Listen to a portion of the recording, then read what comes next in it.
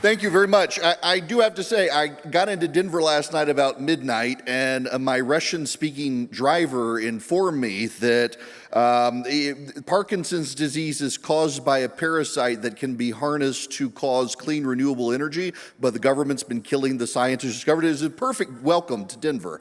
It's a little bit unique. It is very interesting. Also that the Pope has sanctioned it. So I've learned all sorts of new stuff since I've been in Denver. I want to talk to you guys about limited government on behalf of Americans for Prosperity. It's what they specialize in advocating for around the country, with a series of chapters in states that teach people how to be more aggressive and important activists in their states and more informed activists, in large part because there is an effort in some states to roll back conservative advances.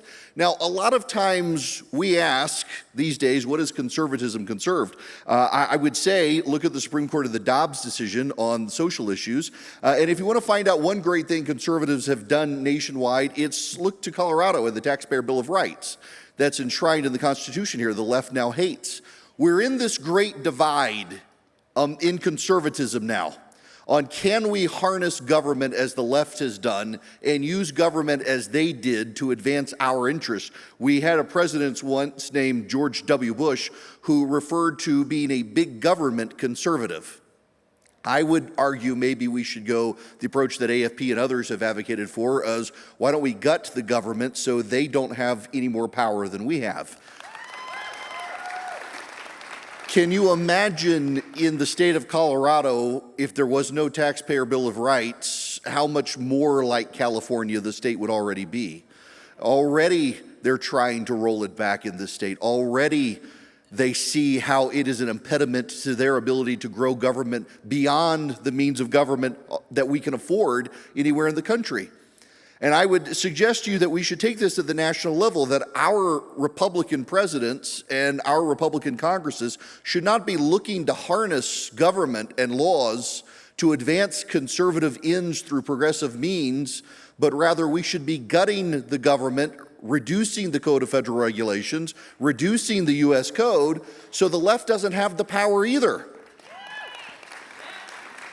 We're so often told these days that we should do what the left has done. We should operate like the left. We should function like the left. Our ways shouldn't be their ways, or we're going to wind up like them. Angry people with purple hair who want to burn down America.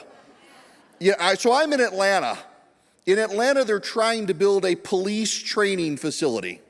A whole lot of very wealthy white kids with nose rings have come from out of state and showed up and demanded that the city council, majority black, stop this police training facility.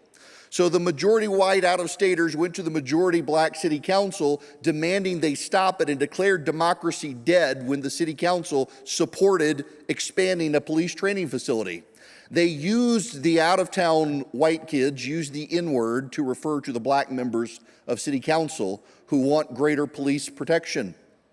These same white kids, they travel from Portland, Oregon, they travel through Denver and the like, demanding things they don't understand, using civil disobedience and terrorist tactics. The entirety of the Atlanta City Council now, and many of their children, have police protection because these people have demanded that they stop funding this police training facility. I would suggest the conservative response should be the only places we expand government are more police to round up people like this. And otherwise, we start gutting the government that these people then wish to use to harness their power and demand greater expanded social services. A people dependent on government for their survival are not a people. They're just enslaved by different means. It's sad to see so many people who want this massive dependency on government that tells you where to go to school and what to learn, and what you learn now is no longer the ABCs and 1, 2, 3s, but woke indoctrination. Frankly, I think if conservatives were smart, we would gut the Department of Education and incentivize parents getting rid of public schools. We should stop looking at our problems in this country as two groups fighting over power. Instead, we should recognize that the best way to deal with these solutions is to just get rid of that power, so that they nor we can do things. Because you and I will be fine if government leaves us alone. They will not. They can't win at the ballot box. They've tried to win in the judiciary. They've done that now, so they riot in the streets and try to burn down America. We should, again, enforce the laws against them, but also take away the laws they use to advance their agenda. I would encourage you to be an activist in that regard, to resist the siren song of harnessing the powers of government to advance our ends, because to harness the siren song of the power of government to harness our ends, all we do is expand government for when they get back in power to use against us. Instead, get rid of it. Become an activist. Right now in Colorado, the left is trying to fight to roll back the Taxpayer Bill of Rights, to cleverly amend it and make you think it's for your own benefit. If you're from Colorado, take the stand against that. Join groups like AFP and others to take a stand, educate voters, and stop them from rolling back the Taxpayer Bill of Rights, which has constrained this state in ways that the government here does not want to be constrained. They resent the restraints, and we should laugh at them. And when we are asked, what has conservatism conserved? It has, to a degree, conserved liberty in Colorado by denying them the taxpayer money they want. And we should expand those efforts nationwide. I'm actually an evangelical Christian. I've been in seminary. I'm a small government person at heart, but I'm also a person of faith. And it continually, I read the stories in Scripture of people who are, reflected in even the Lord of the Rings, lured by power for the sake of power, and the insistence that you'll do good if you are given the power. And power is too tempting. Government is too tempting to use. And we should restrain ourselves and restrain them. And you can put in place through government the restrictions on the use of power that bind not just yourself but the other side as well. And we should think smartly about that as we move forward. 2024 should be a good year for Republicans, we hope, given the state of the economy, given the mind of the current president, to put it mildly and politely. We should be able to make good advance in the government and in the states at the national level if we are just committed to truth and committed to a different way from their way. Right now, so many Americans in the center, they look at the left and the right, we're screaming at each other. Everybody hates everybody. We feel like the nation's tattering apart. All the people in the middle want is someone who smiles instead of screams. All they want is someone who doesn't try to tell them there are 50,000 gender unicorns. All the middle wants is common sense. We can't afford to embrace the anger and the crazy that is reflected in the other side as we try to advance in 2024, because a smile is going to get us further. And when you explain to the people in the middle who are afraid their children's scholarships are at jeopardy because boys have decided to try out for the girls' team, you can smile and tell them, you join us, we stop that and them. They don't want that angry craziness. And everywhere in 2022, we advanced with a smile. We advanced with an economic argument and a cultural argument and a we're not crazy argument. In the places that our side didn't do so well, we forgot to advance sanity and a smile.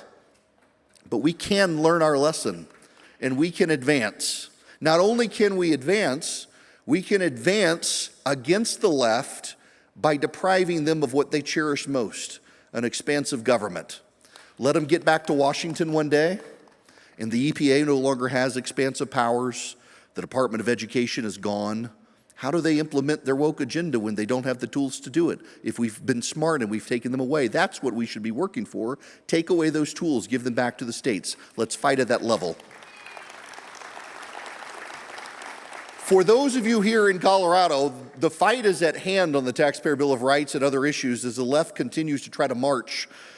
The legalization of marijuana and others brought the crazy out to town in Colorado. I had it in my car last night. My goodness. You don't have to put up with it, though, because there are a lot of people who they're not engaged. They feel alienated.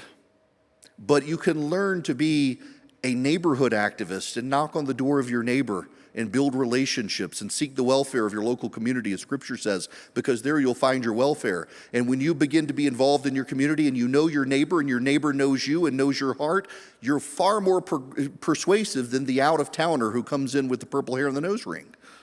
So just be involved in your community.